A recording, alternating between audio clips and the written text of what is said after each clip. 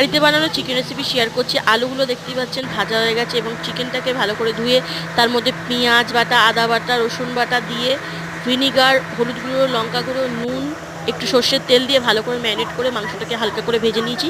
And ওই তেলের মধ্যে আমি দিয়ে দিচ্ছি এগুলো, দেখতেই পাচ্ছেন। দেওয়ার পর আমি এটাকে হালকা করে ভেজেছি, দেখতেই পাচ্ছেন। অ্যান্ড এই যে কালো দাগটা আসছে তেলে, সেটা কিন্তু মাংস ভেজেছিলাম সেই তেলেই করছি, যাতে টেস্টটা আরও ভালো হয়। এরপরে আমি পেঁয়াজগুলো দিয়ে দিলাম, পেঁয়াজগুলো দিয়ে হালকা করে ভেজে নেবো।